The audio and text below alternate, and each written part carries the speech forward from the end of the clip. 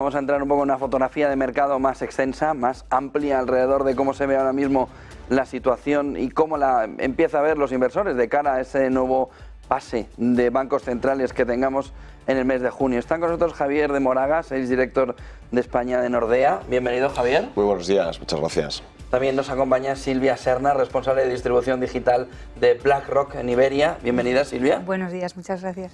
Y Pilar Vila, Client Manager de Schroders. Bienvenida, buenos días. Muchas gracias, buenos días. Bueno, fotografía del mercado, ¿cómo lo veis? Pilar, arranca tú. Bueno, pues ha sido un año que ha empezado boyante, ¿no?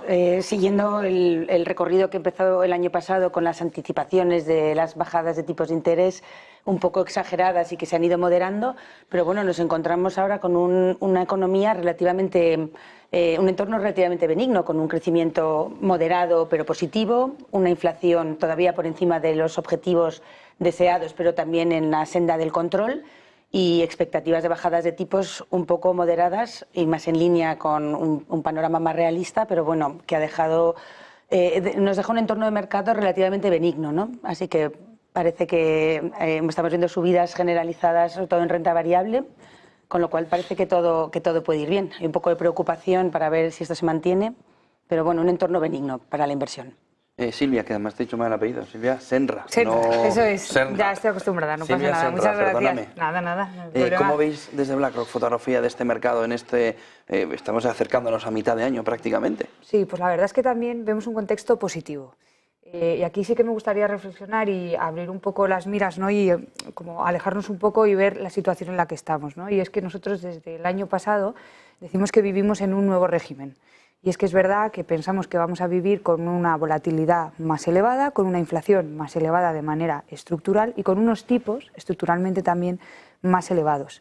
Es verdad que el shock del COVID es algo que no se ha visto nunca antes en la historia y no pensamos que el inversor tenga que esperar el volver a la situación que había antes. Por lo tanto, muchas veces nos hacen la pregunta de hard landing, soft landing. Para nosotros es no landing, porque no vamos a volver a lo que había antes. Simplemente tenemos que adaptarnos y adecuarnos a este nuevo entorno en el que vamos a vivir, que ya hemos visto que no tiene por qué ser negativo, sino que es bastante positivo para los inversores. Javier. En línea a lo que dice Pilar y Silvia, yo creo que a nivel macroeconómico el contexto es constructivo, sobre todo en Estados Unidos, en Europa también. Los últimos datos de PMI, sobre todo de Alemania y Francia, han salido más positivos. Entonces, en líneas generales, yo creo que la macroeconomía funciona, punto de vista constructivo, y las economías están creciendo, que al final hoy pues lo que necesitamos para la buena marcha de los mercados financieros.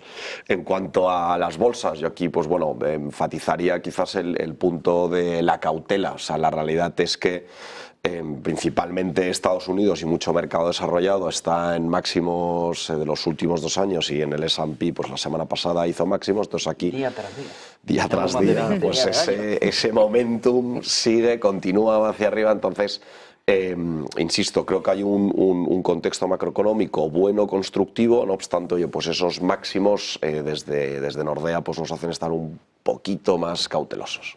Economía americana, dato de inflación como elemento fundamental, tipos de interés, Powell, sí, no. Ayer habló Powell en la noche. No parece que diera una imagen clara tampoco, así que seguimos un poco en esas dudas. Silvia, ¿cómo veis desde BlackRock?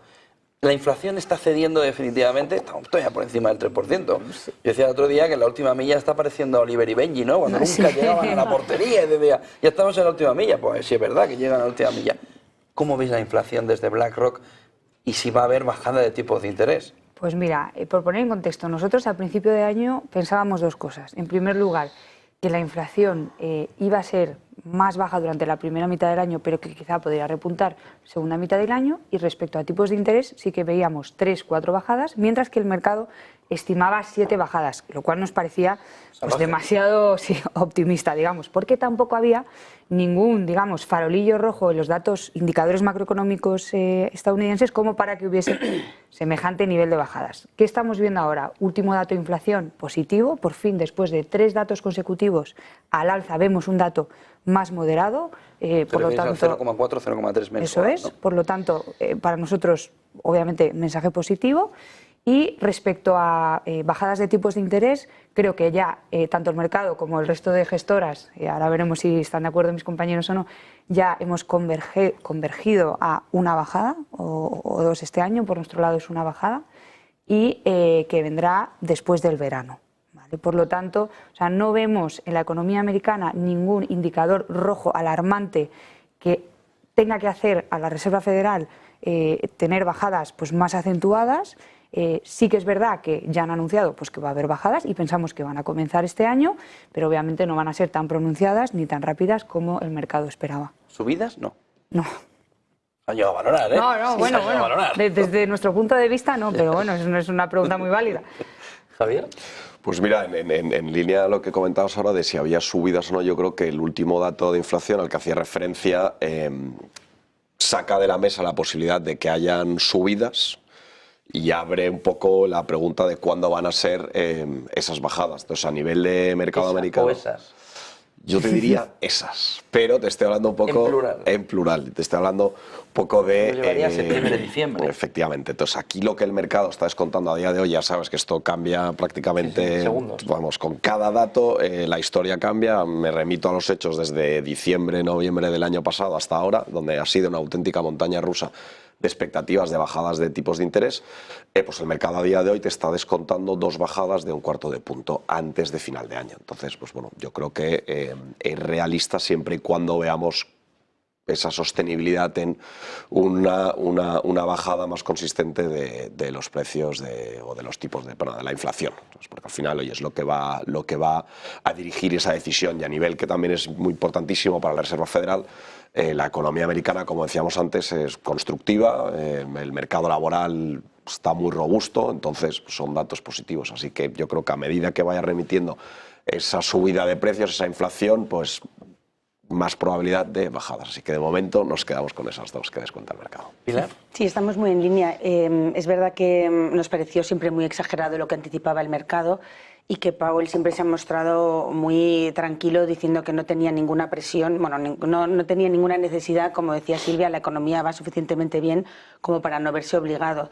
Es verdad que hay unas fuerzas inflacionistas que, aunque hayamos visto un dato puntual mejor, la tendencia sigue siendo un poco preocupante y la historia nos dice que la inflación va por olas, ¿no? Con lo cual, esto sumado a las tensiones geopolíticas, a las elecciones y demás, pues nos da un poco menos de visibilidad sobre las posibles bajadas. Nosotros, en nuestro escenario base, esperamos una bajada posiblemente en septiembre y tal vez una en diciembre, un poco condicionado a cómo se desarrollen los factores geopolíticos y las elecciones. Podríamos ver una en septiembre, otra en diciembre, una en marzo, pero el siguiente escenario que más peso va cobrando es el que no haya bajadas, o incluso no nos extrañaría que hubiera una pequeña subida tal vez el año que viene. No bajadas este año con Pero ese es nuestro escenario. Siguiente, segundo, el escenario base sigue siendo ver bajadas. ¿Y en Europa qué, Javier? En Europa yo creo que estamos ya cerquita de ese recorte. O sea, como que unos días. Está a la vuelta de la esquina. Vamos a ver, no, yo no te diría que quizás hoy no es tan inminente como para esta semana, pero sí para junio, ¿sabes? Entonces, yo aquí la realidad es que creo que es fundamental primero separar los mandatos que tienen los distintos bancos centrales, tanto de Estados Unidos como de la Unión Europea, el Banco Central Europeo, donde el criterio, el principal objetivo es la estabilidad de precios. Yo creo que ya hay una especie de... los datos ya reflejan una bajada consistente de los precios, nos estamos acercando a ese objetivo del Banco Central Europeo. La economía, aunque haya mejorado un poquito en los últimos meses, no está en un punto boyante, sobre todo oye, pues lo que viene a ser más la locomotora de Europa. Entonces, pues esa bajada de tipos yo creo que empieza a ser necesaria y tampoco tiene muchísimo sentido alargarla mucho más. Potencial problema o por qué creo que quizás oye, pues pueda haber un retraso por parte del Banco Central Europeo, pues un poco el desacompasamiento entre Estados Unidos, ¿no? Efectivamente, que yo creo que sobre todo para el tipo de cambio y todo el tema que viene siendo comercio exterior, hoy pues va a generar ciertas fricciones y yo creo que preocupa bastante al Banco Central Europeo. Dicho esto... Está 1,08 el euro-dólar ahora mismo. Nada, seguimos, no, y venimos yo creo que estuvo hace un mes y medio en 1,065, entonces... Sí, va a tocar en la crisis de Irán-Israel. Estuvo a puntito en 1,05, pero no llegó. Pues entonces, Bueno, pues esas dinámicas yo creo que también las van a tener en cuenta, pero vamos, es algo totalmente secundario y aquí al final lo que pesa es el dato de la inflación y yo creo que es necesaria esa bajada. Pilar. Muy parecido. La verdad es que esperamos, efectivamente, como decía, es que no estamos igual que en Estados Unidos. La economía sí que necesita ese estímulo en Europa y no tiene el freno que tiene de la inflación porque estamos viendo que las políticas monetarias restrictivas han hecho mejor efecto o más efecto en Europa que en Estados Unidos, con lo cual no vemos por qué no bajaría a tipos Lagarde el próximo mes. Silvia, y en este entorno, decoupling, no decoupling, bueno, entiendo que pensáis que en junio bajan Sí, o sea, aquí estamos creo todos de acuerdo, va a ser la primera vez que Europa se mueva antes que Estados Unidos, yo creo que Lagarde no tiene ningún miedo en hacerlo, lo que tenemos además en Europa es divergencia entre países y es verdad que hay economías pues que no están creciendo, de hecho están decreciendo y que preocupa de alguna manera al crecimiento de Europa como bloque. Son las más fuertes de Europa. Por eso, exactamente, por lo tanto aquí hay que tomar acción antes que Estados Unidos, no creo que le preocupe mover ficha antes que Estados Unidos y sí que esperamos pues esa primera bajada en junio. Yo creo que aquí tanto el mercado como las gestoras estamos todos bastante alineados. ¿Emergentes igual? ¿Emergentes igual? ¿En emergentes igual? ¿Estáis alineados? ¿O cómo veis la fotografía alrededor de China? No sé cómo lo vemos en emergentes. Nosotros, desde luego, que en el contexto actual, sobre todo de desglobalización, de fragmentación, nos gusta más la región de Latinoamérica que la región de Asia.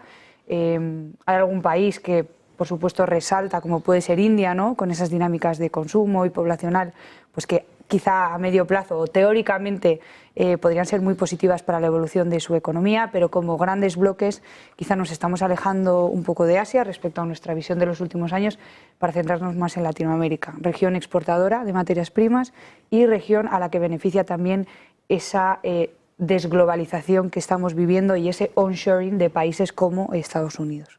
Esa desglobalización, ¿cómo lleva al choque Europa-Estados Unidos? ¿Cómo balanceáis en cartera? O sea, para nosotros, claramente ahora mismo tendríamos una preferencia en renta variable por Estados Unidos, ¿vale? Una preferencia que viene dada, aparte de por los datos macroeconómicos, que ya hemos hablado de ellos, lo único que nos preocupa un poco más es el dato de inflación, por beneficios empresariales, ¿vale? Es verdad que quizá este año no vamos a ver beneficios de doble dígito en Estados Unidos, pero sí que pensamos que los beneficios en Estados Unidos son más sólidos que en Europa. Dicho esto, sí que es verdad que vemos oportunidades selectivas en empresas con un sesgo de calidad en Europa.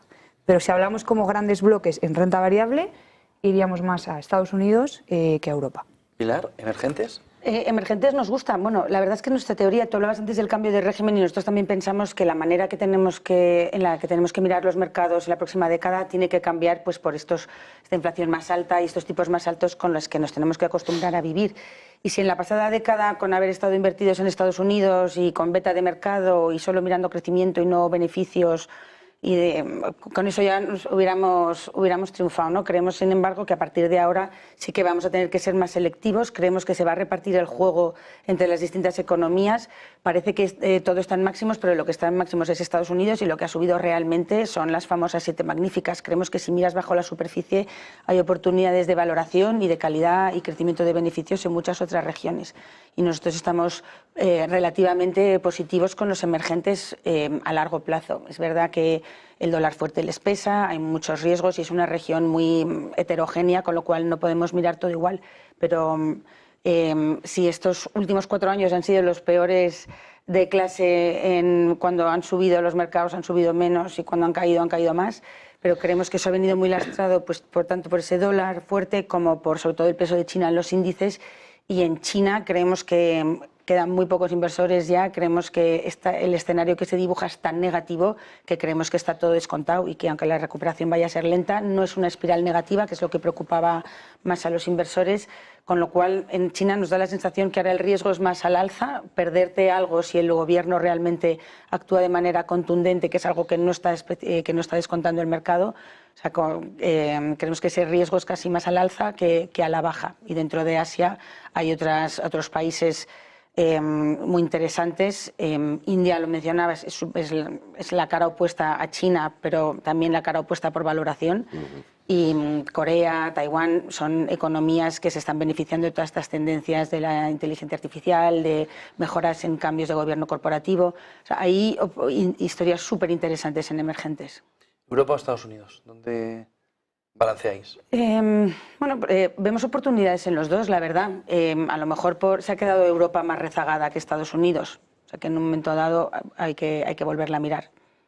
Javier, emergentes Pues, y Europa, Estados Unidos. Poco que añadir, la verdad. Entonces yo creo que, bueno, como decía Pilar, hay que ser tremendamente selectivo por las distintas dinámicas que asolan o azotan a cada región. O sea, la realidad es que el entorno actual, que tiene una economía como la India o China, no tiene nada que ver a nivel de valoraciones. La India está aquí arriba, China está aquí abajo.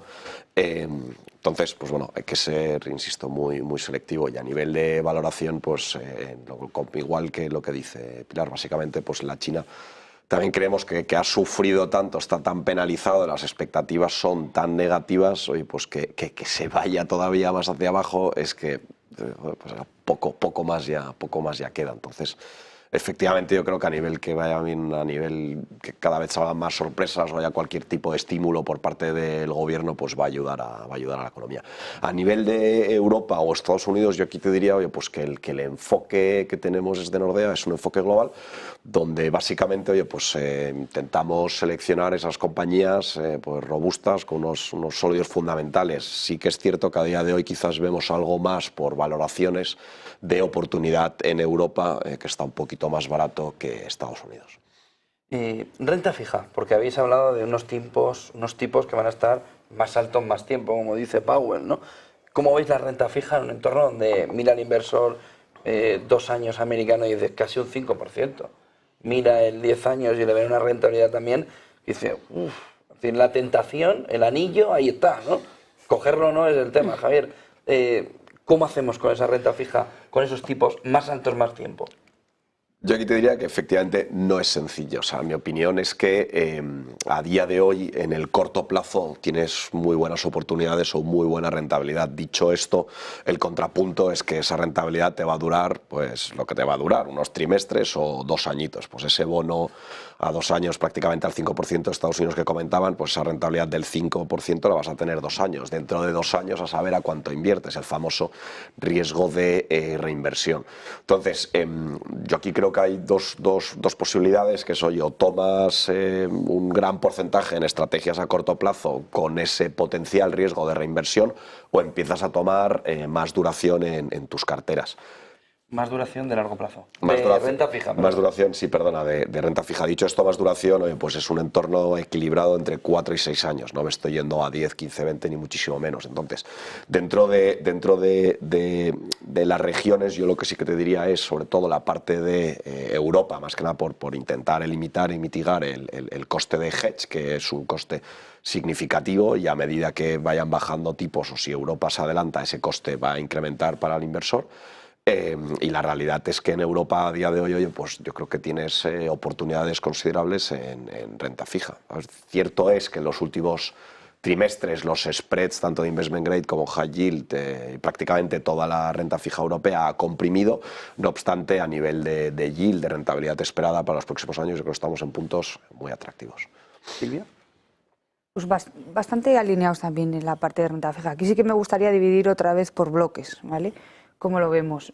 Gobiernos en Estados Unidos. Solo nos gustaría la parte corta de la curva. Pensamos que, por un lado, la volatilidad que se asume en la parte larga no merece la pena, y que pues, al final el riesgo de cobertura, ¿no?, o el tipo de cobertura para un inversor europeo no tiene sentido ahora mismo. En Europa sí que estamos picando un poquito más en duración. Ahí sí que pues, sabemos que hay un recorrido más previsible en cuanto a qué va a pasar con los tipos de interés, y estamos empezando a alargar un poquito de duración. Eso en cuanto a gobiernos. Si nos vamos a la parte de crédito, es verdad que estamos viendo una compresión de spreads tanto en investment grade como en high yield, y aquí sí que nos arriesgaríamos y iríamos un poco más a la parte de high yield, sobre todo en Europa, porque pensamos que los fundamentales de la compañía son suficientemente sólidos como para que no haya un nivel de defaults muy elevados y las tires que te están pagando son muy atractivas. Dicho esto, estamos totalmente de acuerdo en que el entorno actual es un entorno en el que, de alguna manera, capturar las rentas actuales, ¿no? Con productos de vencimiento definido o, pues eso, comprando bonos de corto plazo a vencimiento. Pilar.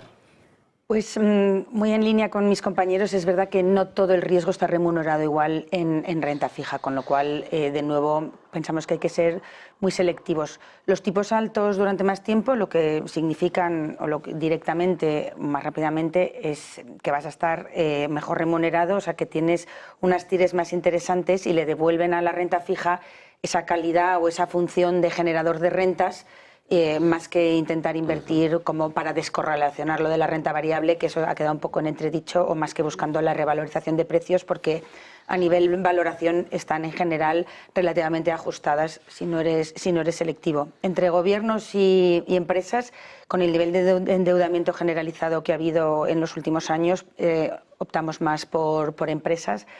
Y dentro del tipo de rendimiento nos gusta más la calidad, el grado de inversión que el alto rendimiento. Por regiones nos gusta más Europa por esta previsibilidad de bajadas de tipos, que en Estados Unidos, como decíamos, están un poco más en entredicho, con lo cual en Estados Unidos a lo mejor buscaríamos más titulizaciones o bonos flotantes para tener ahí un poco, cubrirte un poco de ese resultado binario de suben tipos o no suben tipos, un poco para alejarte de estas cosas que son tan difíciles de prever. Y también nos gustan los bonos ligados a la inflación porque, bueno, te protege de esta amenaza constante que está todo el tiempo, bueno, que no va a dejar de estar encima de la mesa en los próximos años. Bueno, vamos a la renta variable para terminar. Sectores clave dentro de la renta variable. Tecnología, tecnología, tecnología, tecnología, tecnología. Mañana presenta Microsoft novedades alrededor de inteligencia artificial en el buscador. El miércoles tenemos Nvidia. ¿Solo un foco o hay que abrir la paleta de colores de manera ya rápida? Pilar. Hombre, yo creo que se puede abrir incluso dentro del sector tecnológico y de la inteligencia artificial. No todas se van a beneficiar igual. Las 7 magníficas que decíamos antes, que no son, bueno, se incluye Tesla, que no es necesariamente tecnológica, pero que antes se movían. Ni tan magnífica está resultando ser.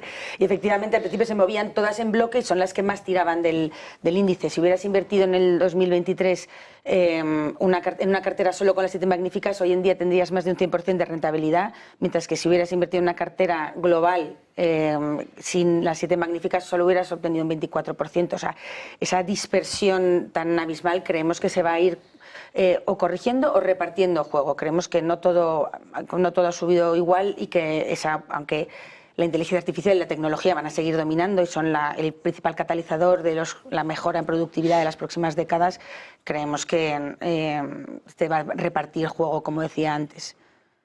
Silvia.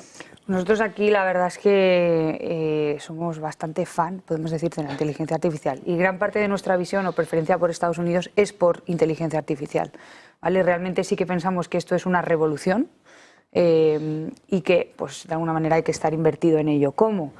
A través de empresas tecnológicas, es lo más obvio, pero también a través de empresas como de semiconductores, ¿no? Hay diferentes bases en esta pila tecnológica, podemos decir, que forma la inteligencia artificial, y lo ideal sería tener exposición a todas ellas.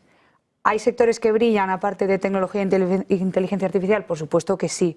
Por ejemplo, este año tenemos el foco puesto en el sector salud, ¿vale? Nos parece un sector, pues, defensivo, que te puede proteger en momentos de volatilidad, y un sector donde hay dinámicas interesantes ocurriendo, en parte algunas relacionadas con inteligencia artificial, que, pues, pueden generar esos vientos de cola, ¿no?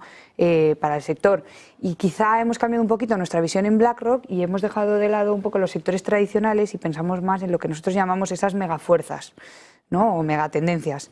Y ahí hay otros cambios, otras dinámicas que pensamos que van a continuar a largo plazo, que van a favorecer ciertos sectores, como puede ser el futuro de las finanzas, ¿vale? Cambios en la manera en la que las empresas y las familias se financian, que van a generar una oportunidad para el sector financiero, y toda la transición de energías marrones a energías limpias, pues, que van a beneficiar a esos sectores de materiales y de empresas, pues, que van a formar parte o a beneficiarse de esta transición. Bien. Pues desde Nordea yo te diría que uno de nuestros principales focos es en aquellos sectores, o más bien esas compañías de un corte más defensivo, más resilientes, resistentes al ciclo económico y pues sobre todo con una capacidad de, en un entorno inflacionista, puedan trasladar esas subidas de precios a los productos o servicios que ofrecen. Entonces, en ese sentido, hoy pues un porcentaje considerable pues está en el sector healthcare, consumo básico, cierta tecnología, pero quizás la parte más, abro comillas, defensiva, en el sentido, oye, pues insisto, aquellas compañías que ofrecen o que tienen servicios y productos capaces de trasladar esas subidas de precios. Y posteriormente, pues bueno, una gama un poco linda, lo que te decías, la gama temática que tenemos en la casa, que también, oye, pues apoyamos esa transición energética, pues a nivel de materiales, de sistemas productivos más sostenibles y de compañías pues que se van a beneficiar y que van a participar en quizás toda esa transición de un mundo de economía más marrón a un entorno más environmental friendly o de color verde. Pues muchísimas gracias a los tres, Javier, Silvia, Pilar, por acompañarnos y por darnos fotografía a este momento de mercado. Buen día, buena semana, buen negocio. Muchísimas Muchas gracias. gracias.